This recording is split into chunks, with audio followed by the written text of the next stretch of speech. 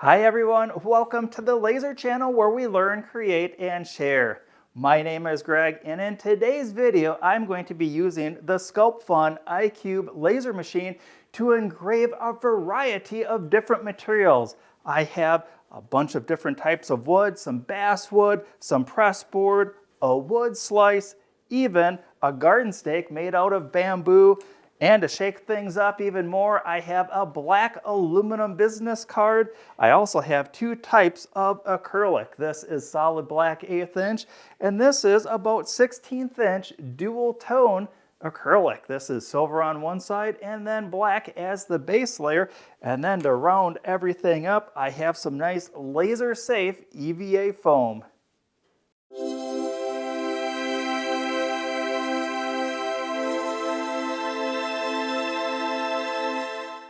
I'm really excited to get started on today's video. I'm going to be doing all of these little mini projects in rapid succession. Before I jump into the computer and start showing you the settings that I'm using, I think it's important that I take a second to explain the machine that I'm using because it's going to make a lot more sense on why I'm choosing the settings within the Lightburn software. With that, let's take a look at the iCube by SculptFun. This model that I have features a 5-watt laser diode, and I specifically chose that lower wattage because I'm going to be doing a lot of engraving, and that lower wattage diode module is going to provide a lot of rich and clean detail for me. When I take a closer look at the machine, I'm immediately drawn to the orange guard in the front, and this is part of the integrated enclosure for this machine. It's kind of an everything all-in-one machine, and this large eye-friendly guard is easily removed. In fact, when I take that off and place it off to the side, we might see in the back that we're going to see that there is a 2-stage filter system consisting of a HEPA filter and an active carbon filter. I will have a product link in the video description if you'd like to check out more detail on the SculptFun iCube. With that covered, let's jump into Lightburn and get started with the first project, which is going to be this bass plywood. This first mini project, I'm going to show you step by step everything that I'm doing. This first project is going to take just a little bit longer, but know that each of the projects afterwards, I'm not going to show it step by step, but I want to show you my method for getting the graphics set up, getting the material aligned to the machine, and from there, we're just going to go through all these fun projects in rapid succession. Let's take a look inside Lightburn software. And we'll see that I already have a fun little graphic already loaded in, and then I drew this outline here, and this large outline here that is on tool layer number 1, a tool layer, of course, within Lightburn software. It will not engrave, it will not cut, but I can use it to frame out material. And I drew this box at 99 millimeters because that matches the 99 millimeter dimension of this. So I am going to use this tool frame box to align the material to the laser machine, or the other way around also is to align the laser module head up to the material. We'll also see that my graphic is completely offset or not centered within this tool layer, and what I can do is highlight everything and navigate to the top of the screen, and there's this alignment button, and when I click on that, it is going to automatically place my graphic perfectly centered within that. So that way, once I have the laser aligned to the work material, I know that the graphic is perfectly aligned to that work material, and everything is going to turn out absolutely perfectly. I'll double click on layer 01 for the engraving that is set to fill. I have bidirectional set, and my line interval is 254 lines per inch. This is kind of like the gold standard that I use, between 250 and 300 lines per inch. And I have it set to fill all shapes at once, which means when this is engraving, it is just going to engrave from one side to the other and not do each individual one. This case, this is going to make sure that this engraving gets done very quickly. These are my settings of 75 millimeters per second at a power level of 90%. And I'm now ready to load the material inside of the machine. I'll place the work material in there, and I can gently manually move the laser module, and there's a kickstand on the side that will set the focus length. I'll make sure it's all the way down and move the laser module until it just touches my work material. Back inside Lightburn software, I'm going to navigate to the Move tab, and I have a fire button right here that I will fire the laser at a low level, and that way I know exactly where that laser is pointed. If you don't have that button that appears, navigate over to Edit and Device Settings, and there will be a button right here, Enable Laser Fire button. Make sure that is checked. And then also laser on when framing, and I have this set at 0.5%. I'll hit the fire button. I'll move the laser module back and forth, and I'm going to use this to make sure that the work material is aligned to the laser machine. When I'm happy with this, I am going to move the laser module to the upper right hand corner, and we'll check out in Lightburn why I have it moved in that position. Within the Lightburn software, I have the start from the current position in that upper right hand corner, and that corresponds to where the laser module is physically placed over that work material. And we'll also see that on this box that I drew, there is a little green square up in the corner indicating that is the reference point for the start position. And in fact, when I start clicking in different spots, we're going to see that little green box moves to different areas. I'm going to put that back in the original position. And from here, I can hit the frame button and make sure that that laser module follows my work material. From here, all I need to do is cue in some nice music, hit the start button, and we'll watch a couple segments of this engraving.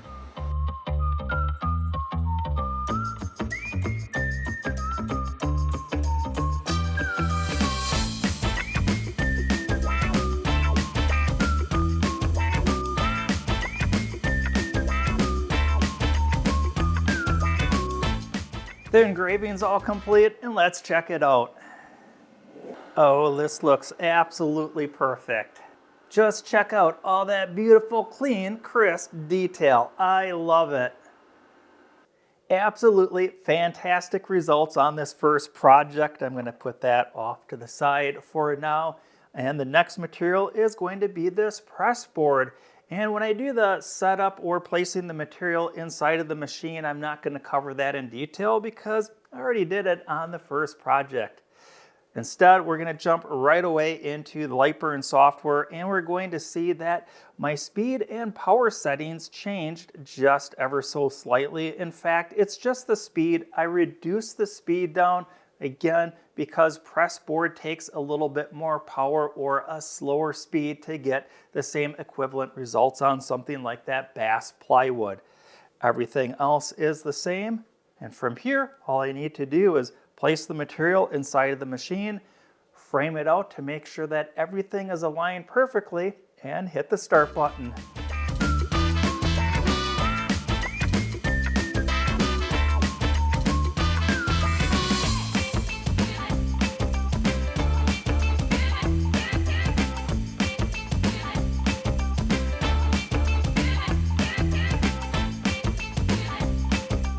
The pressboard is all complete, and let's check out how this project turned out. Wow, I think this has to be one of my favorite engravings that I've done to date, and I've done a lot of engravings.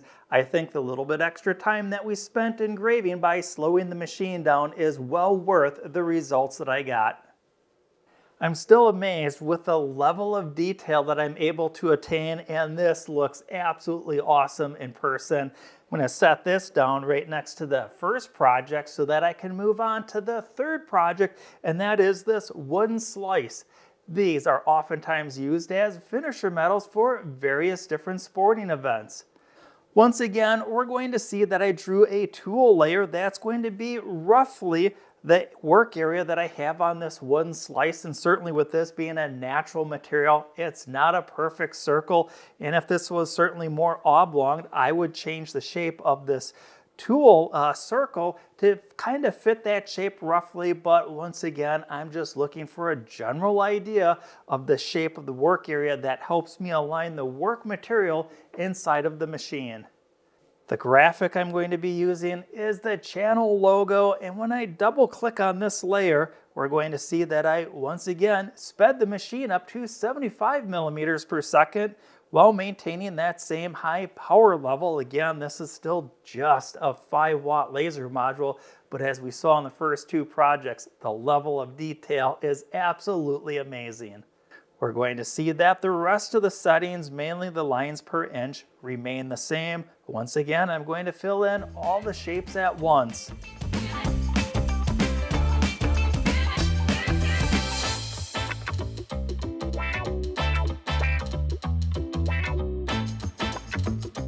The wooden slice didn't take very long at all, and of course, we're going to check out what this one looks like. Wow, this turned out jet black, which I think that means that I had treated this once upon a time with a borax soap solution, and that's how we get this jet black outcome on different wooden objects, just like this wooden slice. Well, this also looks so awesome. I'm going to place it right next to the other projects already completed. And now we're going to move on to another wood product, but we're going to move on to something that's a little bit different, and that is a bamboo garden stake. I'm going to just set this down for now so that we can check out the graphic artwork within Lightburn software.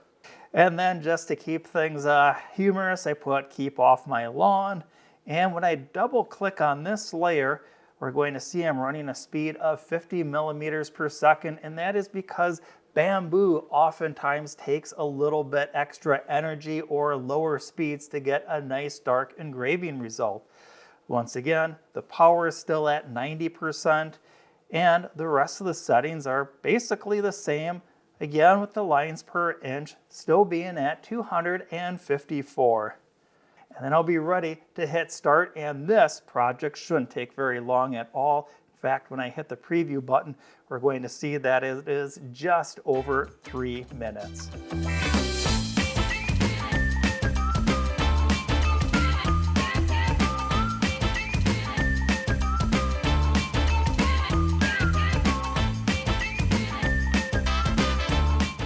And the little garden stake being so small, it did not take very long at all. By now we're expecting phenomenal results, and this little bamboo garden stake certainly delivers. So far in this video, I've engraved 4 different types of wood materials, and they all turned out absolutely perfect. Next, I'm going to really shake things up with a totally different type of material, and that is a black business card. This machine can definitely engrave this card. All the steps that I did before are going to be virtually identical to all of the wood products, with the exception of when I place this card inside of the machine. I am going to be using some blue painter's tape to hold it in place. And I do this for 2 different reasons. The first one is, while I'm engraving, some of the heat will be absorbed by this aluminum card, and because it is so thin, it's going to have a tendency to kind of like bow and move around just a little bit, and that is going to make it look like the laser machine isn't aligned and it's doing weird things, when in fact it's the work material underneath the laser that is moving around. The blue painter's tape is going to do an awesome job of securing it down into place. The other thing that the blue painter's tape is going to do is, this is aluminum, and the backer plate inside of the machine is also aluminum, and that is going to act as a heat sink if this does heat up a little bit. So I'm doing everything I can to make sure that my work material is stable inside of the machine, making sure I get perfect and consistent results. Inside Lightburn, we have the same method of operation. As you've guessed it by now, I've got a tool layer that is the outline, the shape of this black card. And then inside for the business logo, I just typed in logo, and let's head over to the cuts and layer tab and look at some of the settings that I'm using for this. We're going to see I'm running a speed of 85 millimeters per second. Once again, the max power at 90%, and my lines per inch at 254. Once again, filling all shapes at once, and this all looks good.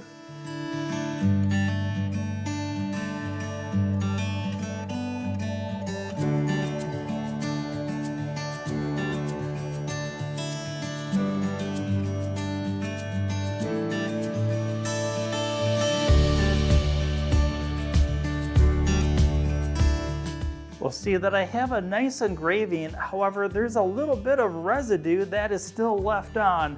Now to clean that up, I'm going to use some denatured alcohol and a paper towel, and we're going to get that nice shiny text to pop through on this black business card.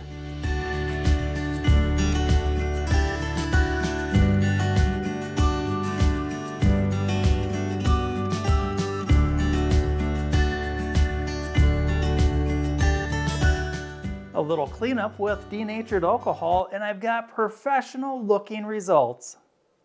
Moving right along, the next material I'm going to be working with is this 1/8 inch cast black acrylic. Not only am I going to be engraving this material, I'm also going to be cutting it out. And because I'm cutting this material out, I do need to have an air gap between the bottom of the acrylic and the work surface. To accomplish this air gap, I'm going to use 4 pennies, one in each corner of my material. And if you have a little bit larger budget than I do, certainly some nickels work just as well. Inside Lightburn, we're going to see that things look slightly different because I am doing a cutout. No longer do I need to have a tool layer of the size of the work material. I just need to make sure that when I frame out my project that the laser head is always traveling over my work material. I'll double click on that fill layer, and we're going to see that I sped the machine up to 125 millimeters per second, a power level of 85%. When we check out the cut layer, we're going to see a speed has been really reduced down to 2 millimeters per second, the power level at 95%, and the number of passes or the number of times it's going to repeat this cutout has been set to 3. And this is where a 5-watt laser really starts to show a little bit of its shortcomings as far as the power level and 1/8 inch acrylic. While it can cut it, I do need to add multiple passes in order to successfully cut this out.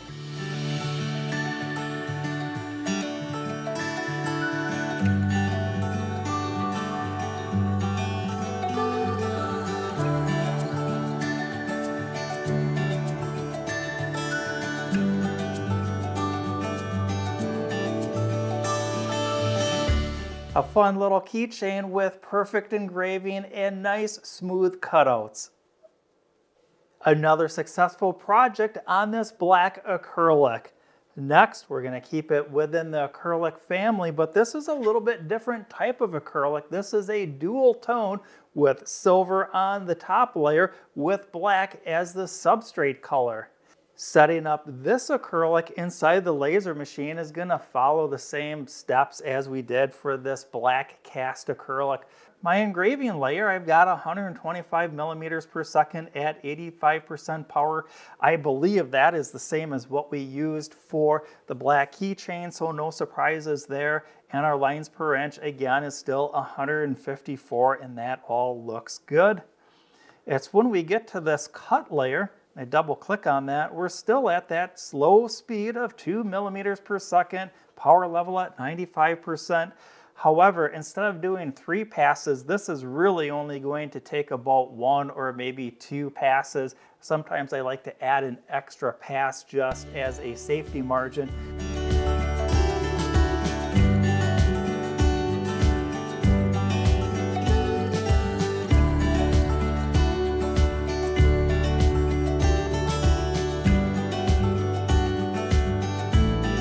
See if I can get zoomed in on that and get a little bit of the light flicker on that. And this I haven't cleaned up at all. And this is where this acrylic is a little bit different than that black cast acrylic. So once we engrave through this top silver layer, we're left with that nice contrast black color underneath it. I just wish that I had a larger piece to show all of you just how neat this material is. The dual tone acrylic is some pretty neat material to work with.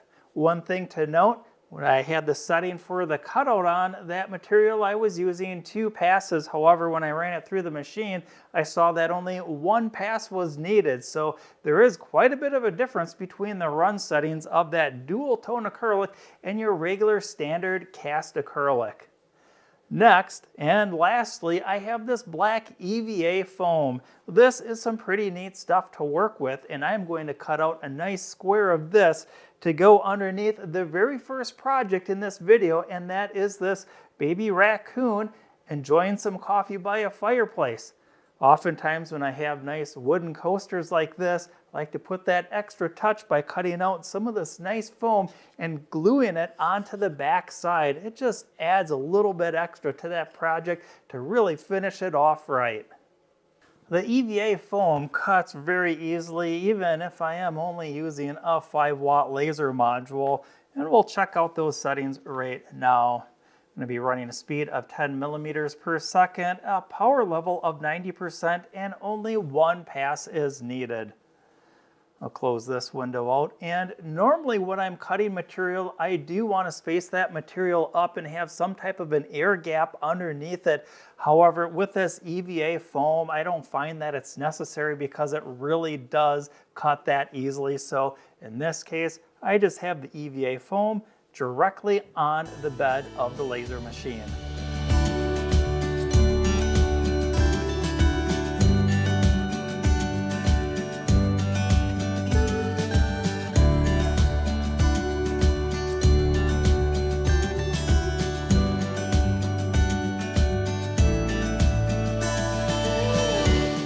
The EVA foam cuts out very quickly and very easily, even though I'm using, by today's standards, a fairly low-powered 5-watt laser machine.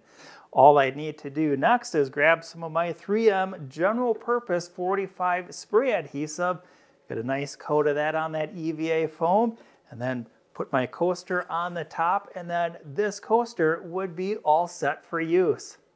Having ran all of the projects in today's videos and previous video, and even projects that I ran off camera, I do have some feedback and some thoughts on the iCube by SculptFun. Even though it is only 5 watts, the level of detail that I have for engraving is absolutely phenomenal. I do find though, when I want to cut things out, that's where I see some of the shortcomings of this only being 5 watts. But for those of you who do want to engrave and cut, this machine is also offered in a 10-watt version. And for those of you who just enjoyed watching this video and me working with a number of different materials today, and maybe you have one of the larger tabletop versions from SculptFun, maybe that 20-watt, or even if they have that 40-watt laser module installed on that machine, certainly this video is relevant for you. You can just run with some lower power levels and definitely bump up your speeds for both the engraving and the cutting. I had a lot of fun making today's video for all of you. And until we meet again in the next video, learn, create, and share.